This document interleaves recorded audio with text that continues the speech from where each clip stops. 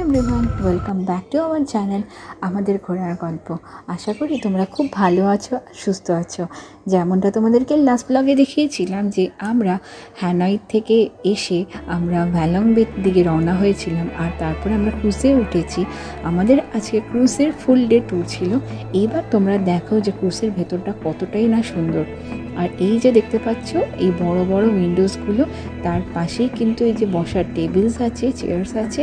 আর এখানে ক্রুজে কিন্তু বারও আছে। বারটা কিন্তু কমপ্লিমেন্টারি নয় বা ইনক্লুসিভও নয়, তোমরা ওখান থেকে চাইলে নিজেরা কিনে খেতে পারো। আর এইবার তোমরা দেখতে পাবে যে আমরা এখানে কিভাবে মজা করছি। আর এই যে গাইড আমাদেরকে বলে দিচ্ছে যে আমাদের কোথায় কোথায় আজকে দেখার আছে আর কি কি স্পট আছে। তো যাই হোক, এই যে টেবিলটা কি সুন্দর করে সাজানো দেখেছো, আর সাজানোর পরে খুব ভালো লাগছিল। আর এই যে সামনে দেখছো দাদা বৌদি, ওদের সাথে কিন্তু খুব ভালো ফ্রেন্ডশিপ হয়ে গেছে আমাদের। আর এই পুচকেটা তো খুব সুন্দর কথা বলে। আর এইবার চলো আমরা লাঞ্চটা সেরে ফেলি, কেন কি আমাদের গার্ড বলেছে যে তাড়াতাড়ি করে লাঞ্চ করে ফার্স্ট স্পটটা যাবে। তো সেই জন্য সবাই আগে লাঞ্চটা সেরে ফেলি চলো। আর এই লাঞ্চের মধ্যে ছিল সুশি রোলস, তারপরে স্প্রিং রোলস, তারপরে ভার্মিসেলি দিয়ে ওদের একটা নুডলস, তারপরে পটেটোস মানে ফ্রেঞ্চ ফ্রাইস। আর এইগুলো অনেক আইটেমস ছিল যেটা হচ্ছে আমরা খেতেও পারিনি। ফ্রুট স্যালাডও ছিল, আর ওই প্রনসের র আইটেম একটা ছিল যেটা আমি খেতে পারিনি।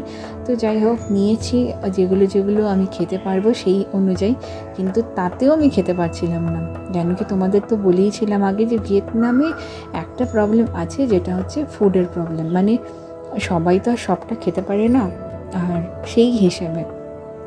তো যাই হোক, আর ভিউটা দেখো, ভিউটা অসাধারণ না? ভিউটা দেখেই তো আমার পেট ভরে গেছে, এত সুন্দর ভিউ। আর এই ভিউটা মানে এত ভালো লাগছিল, আমাদের ভেতর দিয়ে দেখছিলাম খালি আর ফটোই তুলে যাচ্ছিলাম খাবার ছেড়ে। তো যাই হোক, চলো তোমরা এবার এনজয় করো এই ভিউটা, আর আমরা ততক্ষণে আমাদের খাবারটাকে সেরে ফেলি।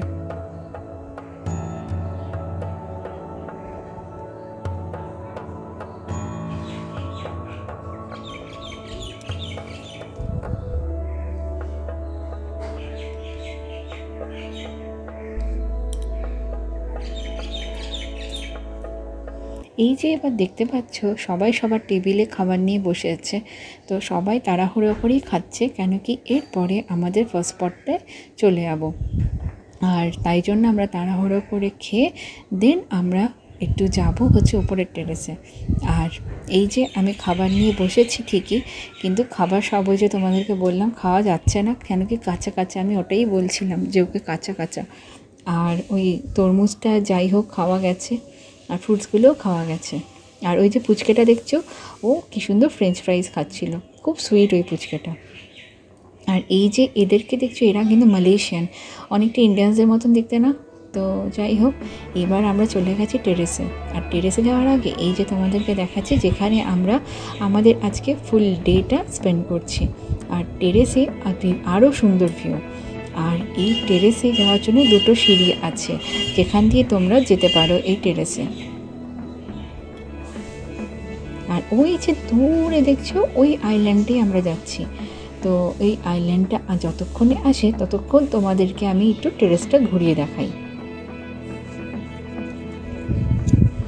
এই যে দেখো, টেরেসটা খুব সুন্দর লাগছে না? আর এই যে আমি এখানে দাঁড়িয়ে, আর এই যে আমাদের যে ড্রাইভার, সে খুব ফ্রেন্ডলি, সেও কিন্তু হাই করলো দেখছো। আর ওইখানটা সবাই ফটোশ্যুটস করছে।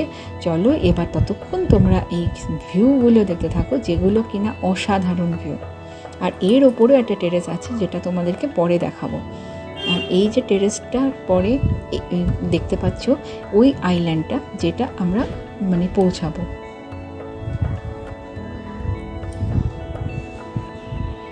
তো চলো তোমরা ভিউ দেখো, আর ততক্ষণে আমরা পৌঁছাবো, তারপরে তোমরা দেখতে পাবে যে আমরা কোথায় যাচ্ছি।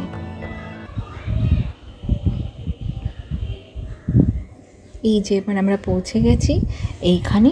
আর এইখানে পৌঁছে যাওয়ার পরে আমরা প্রথমেই চলে যাচ্ছি আমাদের গাইডের ওখানে, কেন কি গাইডে আমাদেরকে বলতে পারবে যে এখানকার স্পটের ব্যাপারে। তো গাইড ওই যে দেখো ফ্ল্যাগ নিয়ে দাঁড়িয়ে আছে, তো ফ্ল্যাগ নিয়ে দাঁড়িয়ে থাকার কারণে কেন কি ওর এখানে পুরো আগে বুঝিয়ে দিচ্ছে যে কী কী আছে কী কী নেই, আর কি এই স্টোরিটা, এটা নিয়েও কিন্তু একটা স্টোরি আছে এই কেভটা নিয়ে। এটা হচ্ছে একটা কেভ যেটার নাম হলো হাংস্লট কেভ।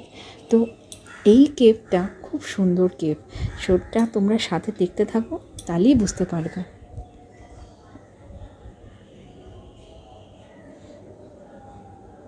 ওই যে হাংস্লট কেভ যেটা এইটা সবচেয়ে সারপ্রাইজিং কেভ। এইখানে সারপ্রাইজিং কেভ কেন বলে সেটাও তোমরা কিন্তু জানতে পারবে। চলো আগে আমরা উঠে পড়ি কেভের জন্য। আর এই কেভে ওঠার জন্য 50টা স্টেয়ার্স আছে, যেটা করে আমাদেরকে উঠতে হবে, তারপরে ওই কেভে আমরা পৌঁছাতে পারবো। এইটা অলমোস্ট কেভের ওখানে পৌঁছেছি সামনাসামনি, তো আরেকটু যেতে হবে, তারপরেই আমরা পৌঁছে যাবো আমাদের কেভে। আর এটা একটুখানি ন্যারো এরিয়া, সেটার মধ্যে থেকে সবাই আসছে। তো এটা শুধু আমাদের ট্যুরিস্ট নয়, আর অনেকজনের ট্যুরিস্টরা আসছে, মানে অনেকজনের তোমার গাইড সহ ট্যুরিস্টরা সব যাচ্ছে। আর এই যে সেই কেভটা, যেটা কিনা সারপ্রাইজ কেভও বলে, তোমাদেরকে বললাম। আর এটা ভাবো অটোমেটিক ফর্মেশন হয়েছে, কি সুন্দর না? মানে আমাদের এগুলো ন্যাচারাল বিউটি দেখতে হেভি লাগে বলো। আর এটা কি সুন্দরভাবে ফর্মেশন ভাবো। আর এটা সি লেভেল থেকে 25 ফিট অ্যাবাভে, তো সেটাও একটা মানে আশ্চর্যজনক। আর এটা ডিসকভার করেছে কে জানো? একটা ফ্রেঞ্চ সায়েন্টিস্ট।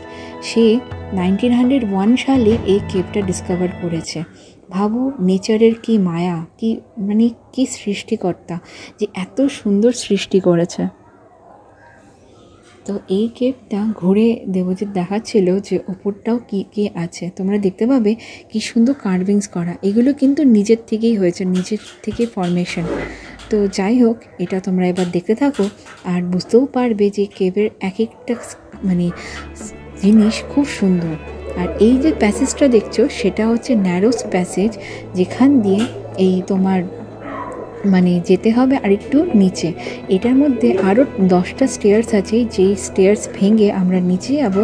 আর নিচে গিয়ে একটা আলাদাই ভিউ দেখতে পাবে।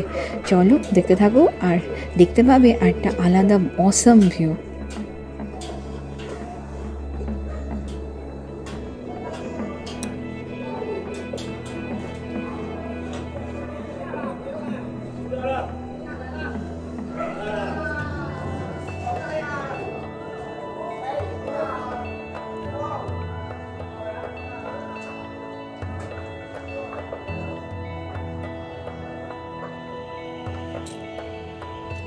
আর এই যে ভিউটা দেখতে পাচ্ছ, ওইখান থেকে লাইট আসছে, যেটা মানে সানলাইট, আর ওটা রিফ্লেক্ট হয়ে ব্লুইশ টাইপের দেখা যাচ্ছে।